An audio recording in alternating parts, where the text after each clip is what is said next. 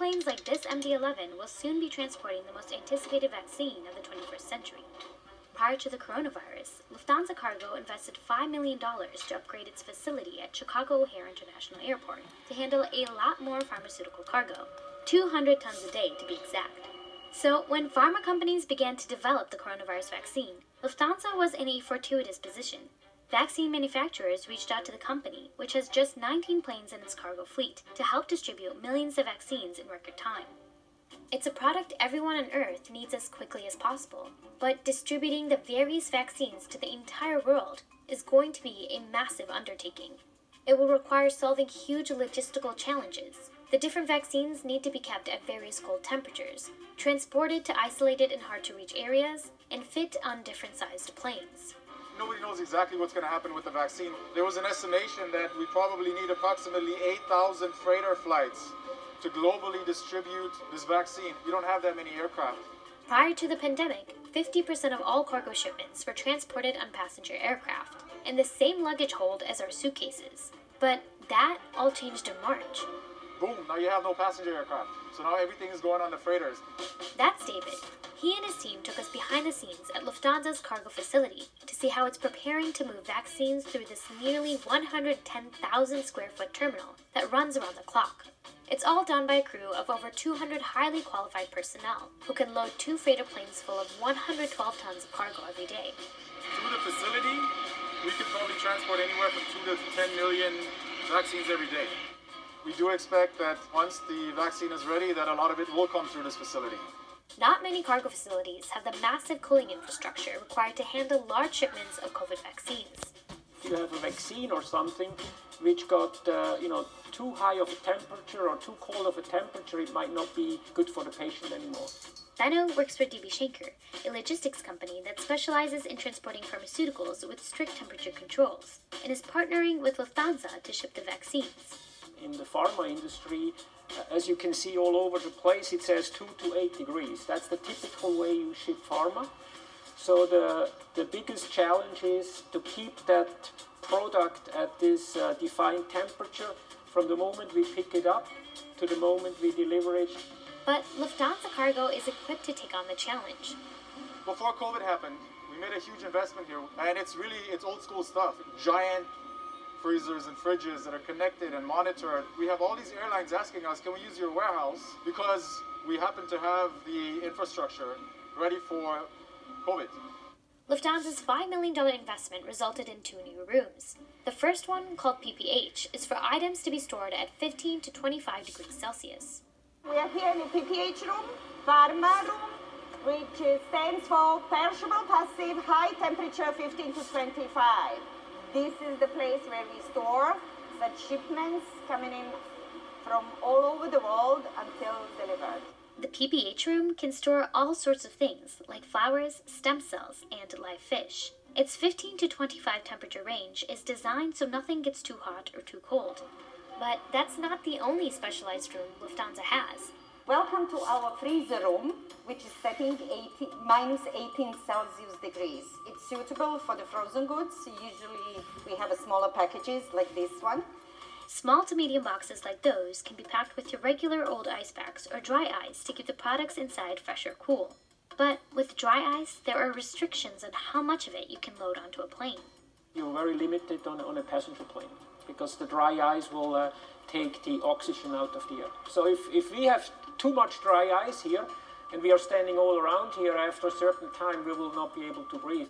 For pharmaceuticals that require even cooler temperatures, pharma and cargo companies use nitroglycerin, which could be especially vital for Pfizer's vaccine since it will need to be stored at minus 70 degrees Celsius or minus 94 degrees Fahrenheit. Nobody can set in minus 94. So those are canisters filled up with nitroglycerin, and the raw vaccine is put inside. The vaccines you've heard about all have different temperature needs. While Pfizer's needs to be stored at those subarctic temperatures, Moderna's vaccine needs to be frozen at negative 20 degrees Celsius if it spends more than 30 days in refrigerated storage. AstraZeneca's can be stored at the same temperature as a home fridge for up to 6 months.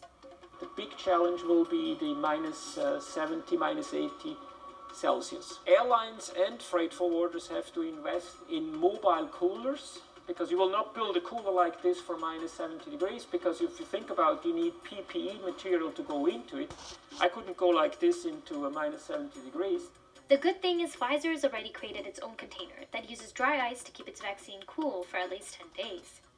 Other vaccines that don't require such low temperatures, like Moderna's, can use already existing solutions, like these Envirotainers. The battery charge on here is 100%.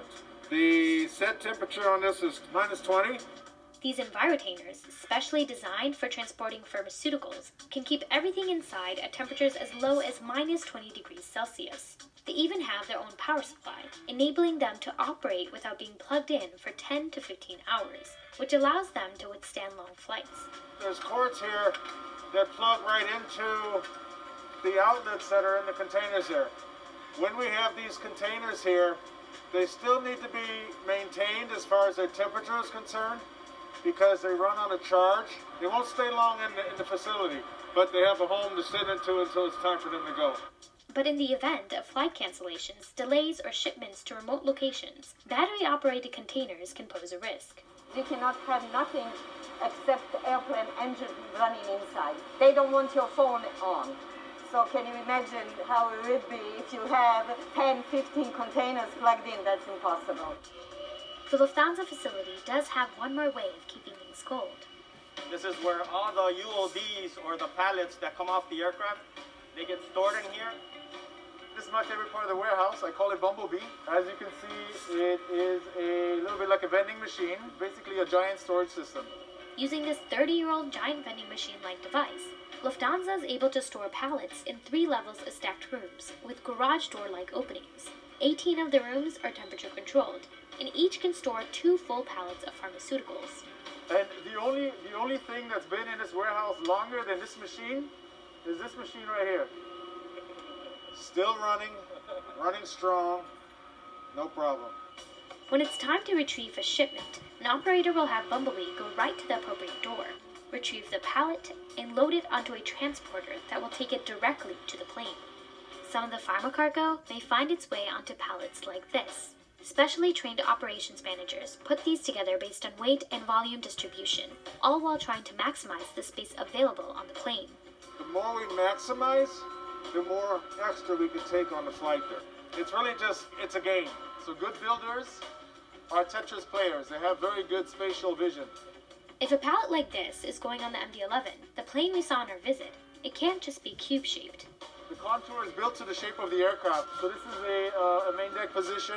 We want to maximize space, so that's why you see that curvature here. Cargo that's loaded in there cannot go outside those boundaries, because otherwise it'll damage the aircraft.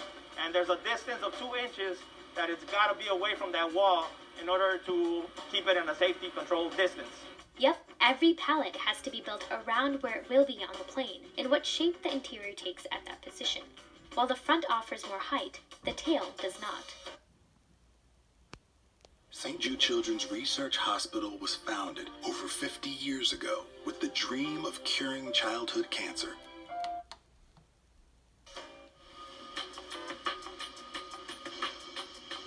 All right, let's take you up to the MD-11. We're going up to the cockpit right now. Please watch your steps, walk carefully as the space is tight between the pallets. So as you can see up here on the aircraft, it's pretty much a skeleton. You know, it's very thin walls that you have right here. It's just like a cardboard, and that's all that's protecting the aircraft. So you don't want weight, because as soon as you put more weight on an aircraft, you lose cargo. Pharma is going to be transported on our UODs. These locks are what holds the pallet from moving back and forward, and also upward positions. The only difference between cargo and pharma is you have your temperature restrictions. You just notify the crew and tell them to put the whole main deck at that temperature, or the lowered holds, which will be the forward hold in front of the aircraft downstairs. You can set that temperature as well. Ops agents like Ricky have to get everything right within the confines of the plane, weight limitations, and weather conditions. These white plastic, as you can see, it's different from this other one. This is just clear plastic. This is regular cargo, and these are our temperature-controlled UODs. And we put this white plastic here as a protective covering, so it can reflect the sun or anything that'll keep it to the temperature that it's needed while it's outside. when it's heavy rain, snow, sleet, all that stuff accumulates on the cargo. When you move that into the aircraft, that drips into the avionics compartment. It can happen on an aircraft that the avionics compartment just goes blank. The entire aircraft is dark. That is a huge risk. So when that happens, our ops team, they have to basically make sure there's no water anywhere. That aircraft sits there until the next day, until everything's dry, until everything's inspected, and they can fly. And all this has to happen within a very limited time frame.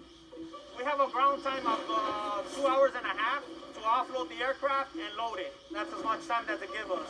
That's for a full turnaround.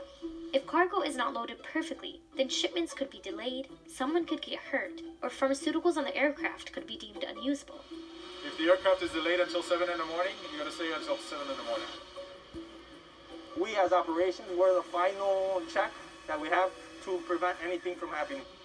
While Lufthansa has 9 777s that can carry 103,000 kilograms, its other cargo aircraft, the MD-11 seen here, can carry only 90% of that, or about 93,000 kilograms.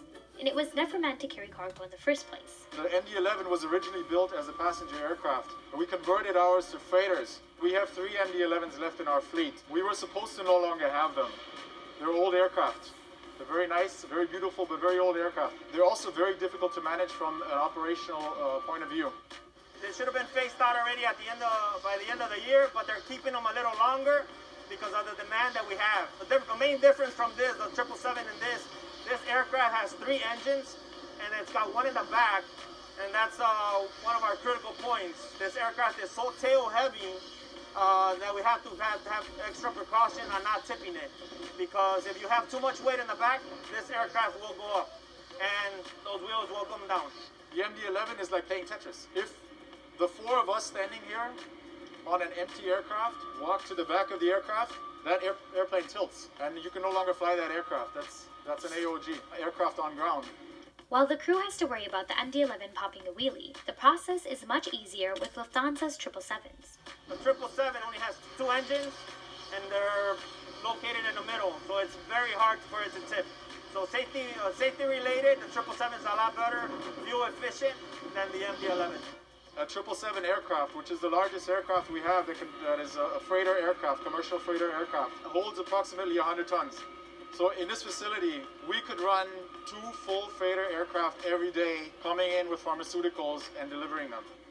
And while the Lufthansa facility is ready to handle 224 tons on 2 777s a day, that still might not be enough planes. There was an estimation that we probably need approximately 8,000 freighter flights. That's 8,000 freighters carrying only the vaccine. But remember, these flights also normally get loaded with shipments like furniture, pets, cars, and all sorts of other cargo. And this is all happening as we enter a holiday season in a year that has already put massive strain on the air cargo industry. It is going to be a huge congestion. My understanding is there is going to be a huge competition for space. So if Amazon pays more than the United States government for the space on the aircraft, then they're selling it to Amazon. But passengers are flying less because of COVID-19. So why not just load up all of those passenger planes with vaccines? You can't really convert an aircraft like that. I can't go, boom, now it's a freighter aircraft. The biggest problem with that is the door. So you look around here, you can't fit that through a passenger door. The increase in cargo shipments has presented its own challenges for Lufthansa. Suddenly, everybody needs qualified people who can work on freighters. Everybody here at the airport is trying to poach our people. Our biggest challenge in the middle of this pandemic is suddenly all the other competitors want our people, and we have limited resources to train new staff. So your Steves that has been here for 42 years, and your Husmiras, and all these people that are qualified and know what they're doing, they're all being approached by everybody else because everybody needs them for COVID and for freight. At the same time, Lufthansa Cargo had to implement social distancing, mandatory masks, and temperature checks in its facility. We're an essential business, obviously. I always say, try moving freight on a Zoom call. It doesn't really work, right? So we have to make sure that our people stay healthy. Distance, travel times, and the urgency of the vaccine will add even more complexity to this already complicated process. You need a lot of space, but only for a few days, and then you don't need it anymore. Especially when you go to Africa, when you go to remote areas, it might take more than 10 hours to be there. And while that's a large-scale problem to solve, there are some micro issues that need to be addressed closer to home.